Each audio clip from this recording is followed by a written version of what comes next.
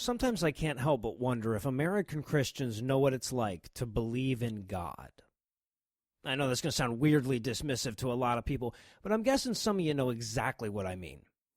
It's actually something that's been chewing at my brainstem ever since I read David Silverman's new book, Fighting God. He has a chapter towards the end where he tries to calculate how many atheists there actually are in this country, and after he pulls together all of the agnostics, and the secular humanists, and the secular Jews, and the nuns that don't believe in a higher power, he turns to the atheists in the pews.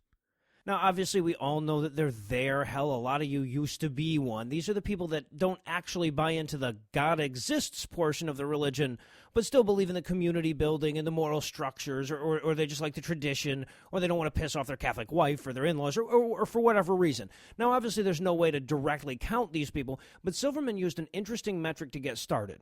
He cited a Pew survey that asked believers how they defined God.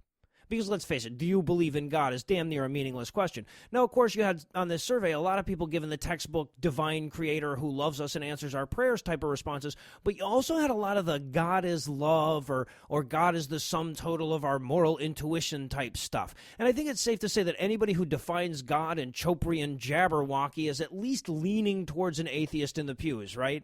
If anything, this number probably gives us something like the floor, and my guess is that the ceiling is a lot higher than that. Like, for example, according to an article I read in Christianity Today, less than 20% of churchgoers regularly read the Bible. More than half of the people who do read from it do so less than twice a year. Hardly the kind of behavior you'd expect out of, people who truly thought that all the secrets to living a full life were encoded within that thing. And of course, that's just among regular churchgoers. According to the most recent Gallup poll, more than half of American Christians don't regularly attend church. Again, hardly the kind of thing you'd expect out of somebody who thought heaven and hell were lying in the balance here.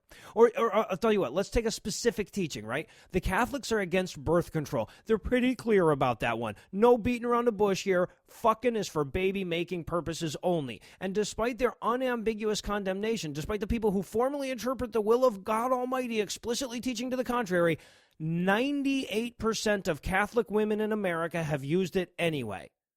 I mean, kudos to American Catholic women and all, but again, that's hard to reconcile with a person who actually thinks that there's some kind of divine authority behind their church's dictates.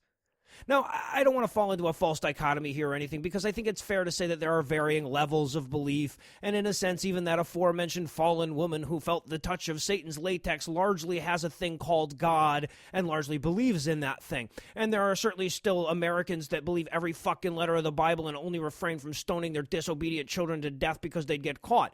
So it's not like we can say, oh, well, according to this statistic, 98% of American Catholic women know that God is bullshit or anything like that. But we can say that believing in God for those people is a fundamentally different concept than believing in God for that Pakistani kid who chopped his hand off with an industrial lawnmower when he thought it offended Allah.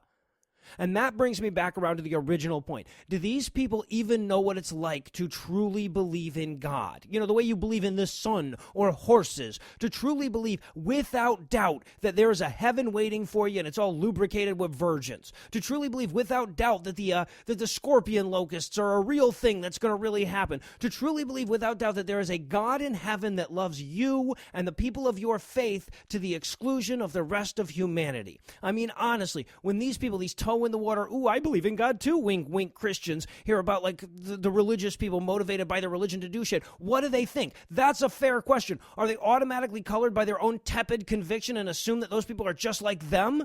It would certainly explain why so many Americans see a jihadist saying, I'm going to murder these people because of my religion, and then wonder why they murdered those people. Must be all that Western imperialism. That would explain the rise of Boko Haram. Now, obviously, I'm not going to pretend like I know what it's like to believe in God. Yeah, I mean, even the quasi-religious God is love American spiritualists can probably get closer to that mindset than I can, but I'm under no paradigmatic obligation to pretend like believing in God isn't terrifying, and they are. It's got to be hard to look at a world where the more devout you are, the more frighteningly unhinged you are, and still tell yourself that this believing in God thing is a net good. So American Christians are inclined to blot out all the horrors of religion and excuse them under any heading that they can pigeonhole them into other than religion. After all, I wink, wink believe in God too, but I wouldn't strap a bomb to my chest to meet him. But why wouldn't you? If you honestly believed it was true, what possible excuse could you have for not martyring yourself? The fact that a significant percentage of humans walk around thinking that this is just a practice existence that doesn't really matter in the long term is diabolical, especially when you consider that the two biggest religions are apocalyptic. But if you're a religious person in a secular country where believing in God just means putting "He is risen" on your Facebook once a year and agreeing with Todd Starnes about the gay wedding cakes, you can't readily harmonize what you're doing with what they're doing. And since you can't admit that you don't really believe in God without risking your share of the sky cake, your brain has to exclude any explanation that relies on the idea that the more adamantly one believes in God, the more dangerous to society one becomes. In other words, you have to exclude the truth.